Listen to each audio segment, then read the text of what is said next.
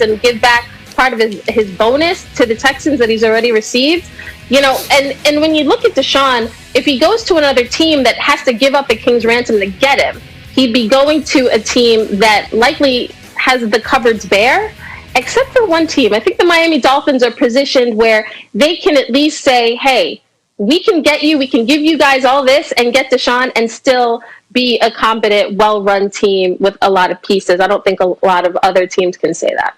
All right, so Mike Tannenbaum, let's talk about that, because the question is about leverage. What is the answer if you're in that seat where Nick Caserio is sitting, and you've been there twice as the GM of two different teams? What is the leverage?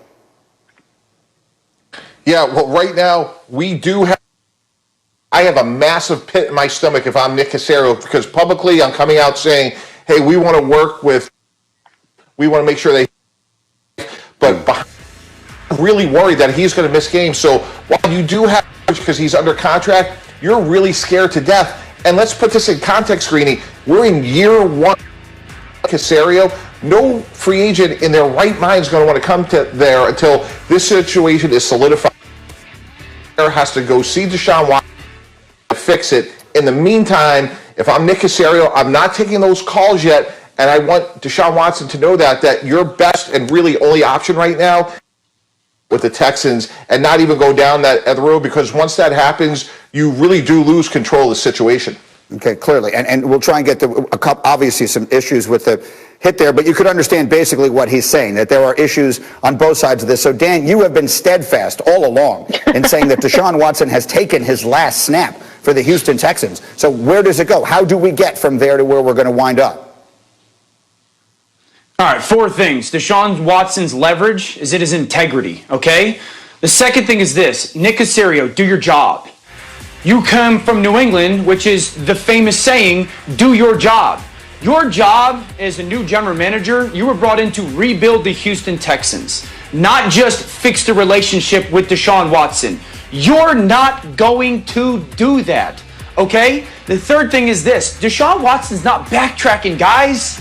Deshaun Watson didn't get to March 1st, publicly say that he wanted an apology, or a trade, sit down with the new head coach and tell him, I'm not playing for you, only to 5 months from now go, you know what, I was wrong. I'm going to play for you guys. This move for Deshaun is not about 2021. This is a long-term move. Deshaun Watson is going to play for at least another 12 years in the NFL. You don't think he's willing to sit for 1 year to get out of an awful situation? Nick Caserio, do your job. Find a way to rebuild the Texans. And quickly to Kimberly's point about the Dolphins, and we could see where the different leverage is, but to be clear, they have a whole lot of draft picks, and they have a young quarterback that they could put into this deal who was everybody's it guy just as recently as a year ago. So, Kimberly, you put Tua Tagovailoa in a deal and 2 ones and maybe a few other things, and maybe it is really a trade that benefits both sides. The Texans get the fresh start they're looking for, and Deshaun gets what he's looking for without going to a terrible team. Yeah, and as Mike T is so famous for telling us, the tax situation in Florida, a little bit better than some other places.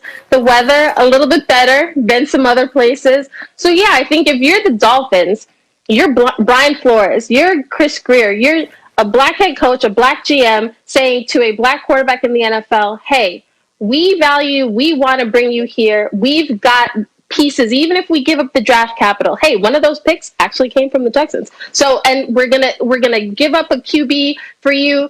This team is built to at least be competitive and potentially very dangerous going forward, which is not something that a lot of these other teams can say. Look, with Deshaun Watson on that team last year, they would at minimum have been in the playoffs, and who knows how good they would have been there. All right, we'll leave it there for the moment. There is so much football for us to get to. But so it has gotten ludicrous, but delightfully so. So, Dan Orlovsky, I asked you this question several weeks ago, and I'm going to ask it again. Are we now living in a world where we have to be prepared for Russell Wilson to get traded?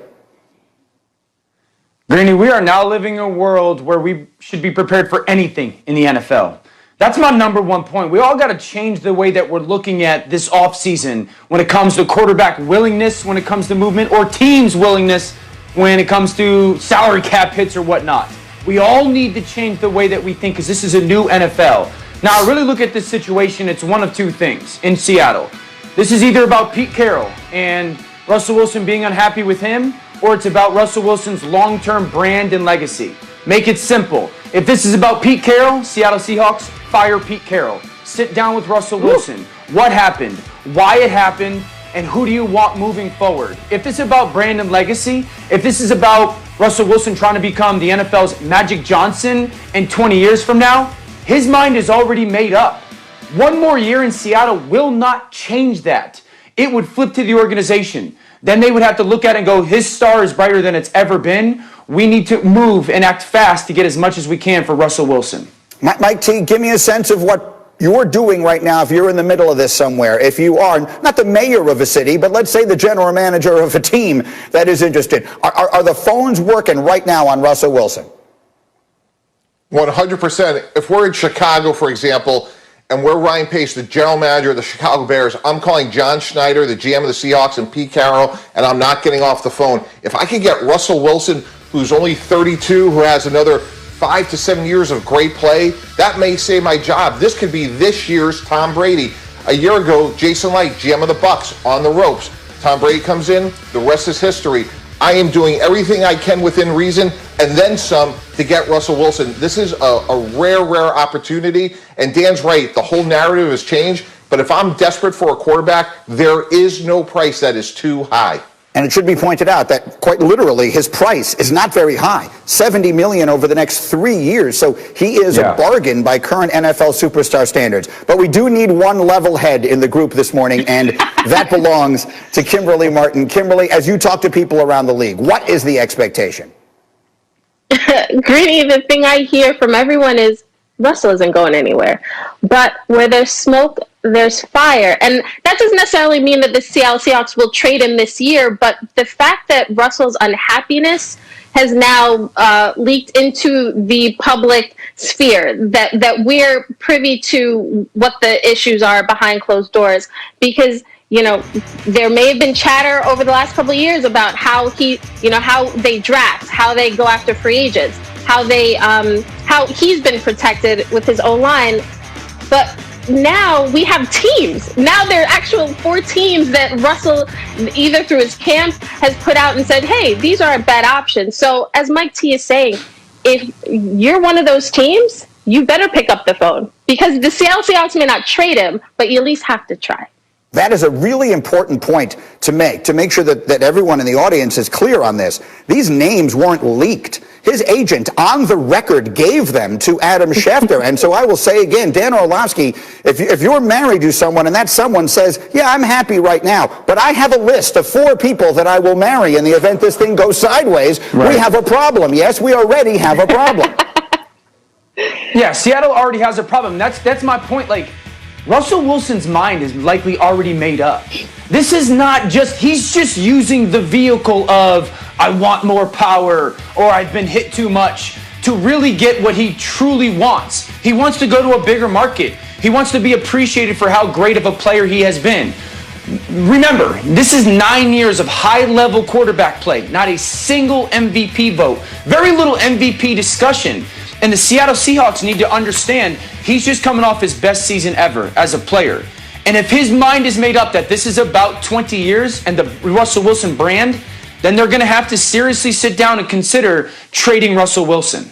Okay, so that seems to be very much on the table right now. And as we say, big city mayors have gotten involved. That's one quarterback situation. Let's